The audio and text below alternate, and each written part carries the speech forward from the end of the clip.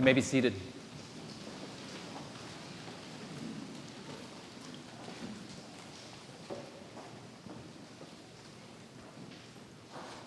When our daughter Kate was very small, she hated opening presents on Christmas morning because she loved opening presents on Christmas morning so much.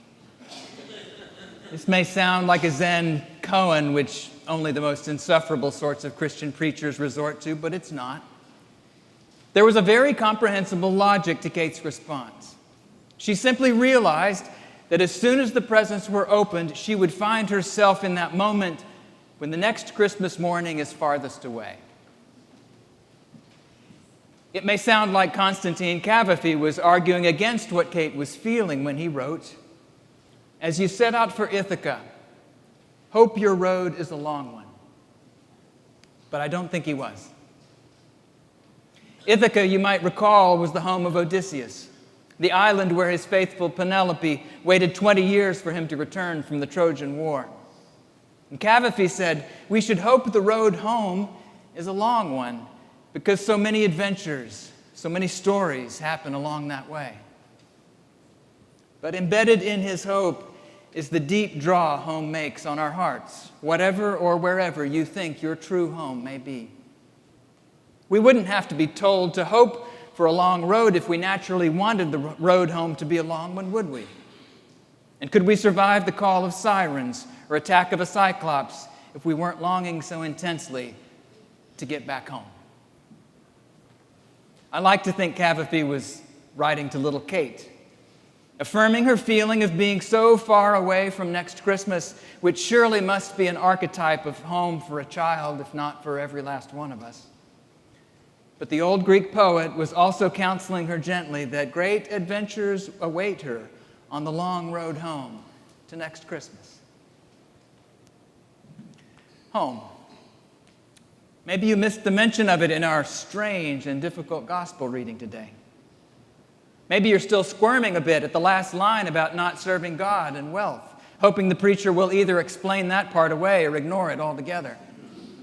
Especially since just a few weeks ago and a couple of chapters back in Luke, we heard Jesus say that none of you can become my disciple if you don't give up all your possessions. Oof. Feels a long way from Christmas right now, doesn't it? But did you notice that the strange parable about the manager who squandered his master's property was also about the need we all have for a home? Make friends for yourselves by means of dishonest wealth, Jesus says, so that when it's gone, they may welcome you into the eternal homes. The energy that drives the parable is the manager's anxiety about finding himself homeless when his master discovers he hasn't been managing things very well at all, isn't it? All right, there's plenty to unpack in what we just read today. But I think something even fuller emerges when we take a couple steps back and see the story's context in Luke. Because do you know what line immediately precedes today's reading? It's this one. Then the father said to him, "Son, you are always with me, and all that is mine is yours. But we had to celebrate and rejoice because this brother of yours was dead and has come to life. He was lost and has been found." That's the end of Luke 15. And then chapter 16 begins. Then Jesus said to the disciples, "There was a rich man who had a manager, and charges were brought to him that this man was squandering his property." Chapter 15 ends with the only homecoming story that might be even better known than the Odyssey, the parable of the prodigal son. Or rather, as more than one interpreter says, it ought to be titled, the parable of the forgiving father. So what happens when we lay these two stories side by side, just as they come to us in Luke? Well, the first thing to say is that they both affirm a deep human longing for home. They both also affirm that we can find ourselves feeling very far from home, and sometimes it's because of our own doings. We find ourselves caught making destructive choices that alienate us from the ones who would love to love us.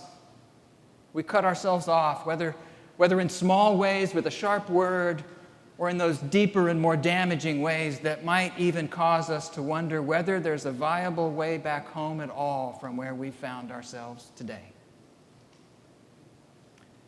The story of the prodigal, of course, is actually a story about two brothers.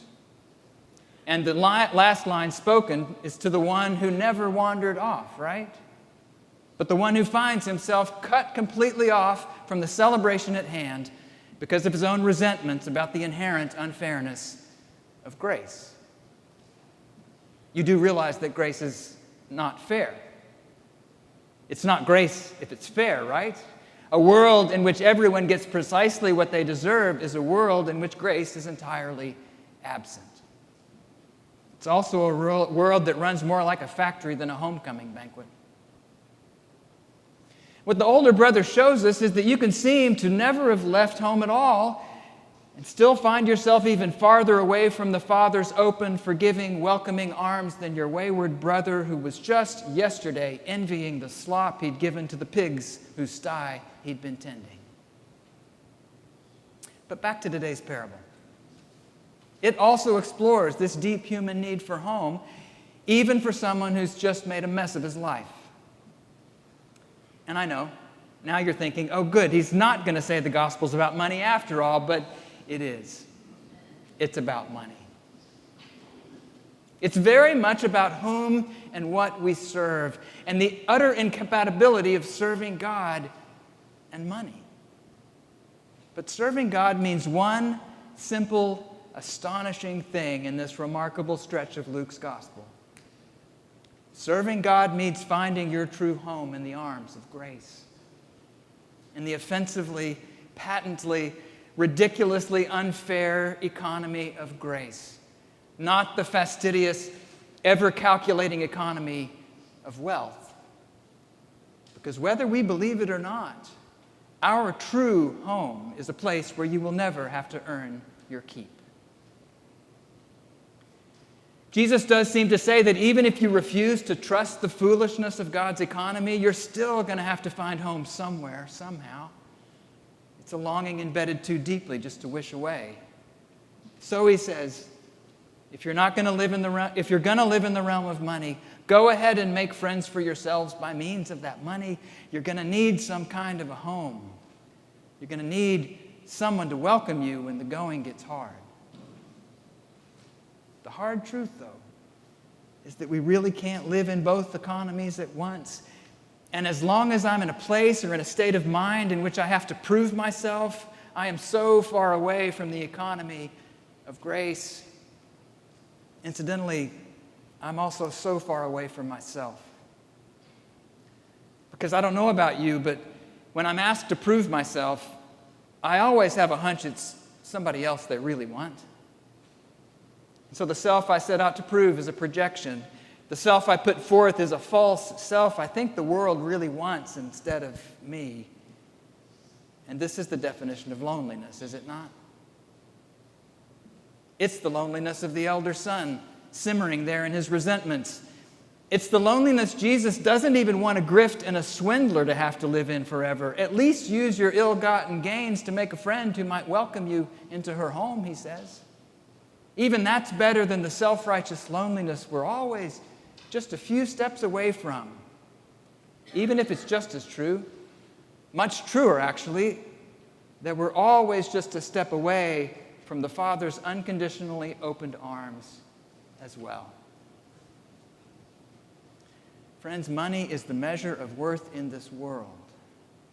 And add one small letter to worth and you've got worthy, which is what every last one of us needs something or someone to tell us that we are.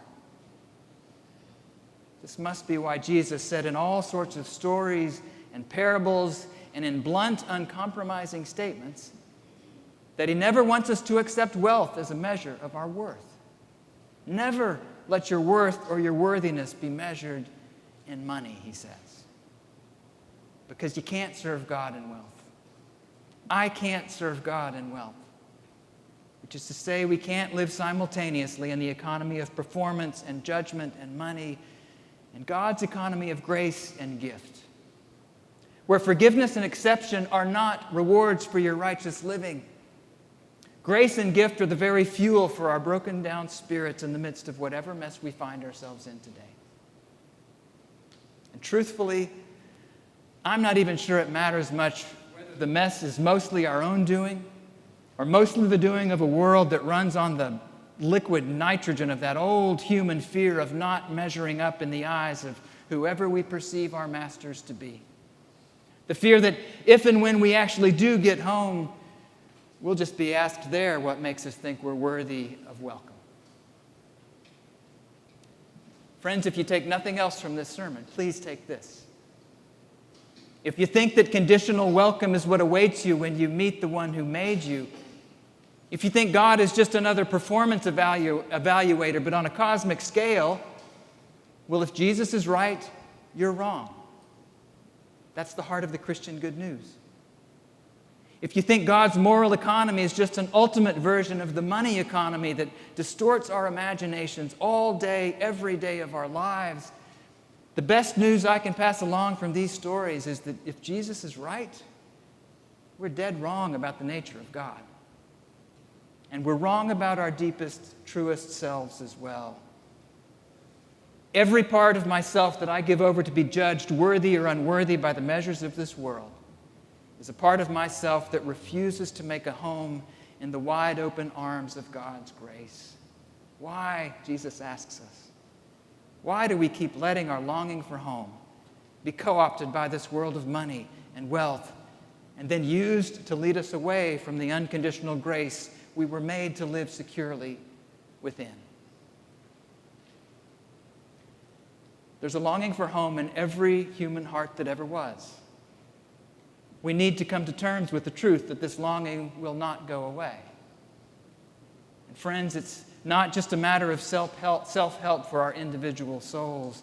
This longing for hope that's been shaped by a hopeless, violent, unjust world will keep looking for a place where it will be accepted and affirmed, no matter how distorted and destruction the terms of acceptance in that false home may be. But the invitation to each of us and to all of us is that grace is real, and that grace is who God is, and that if we make God's grace the true north by which we travel, untold wonders, life-saving encounters await us on the road toward the home that our longings were truly made for.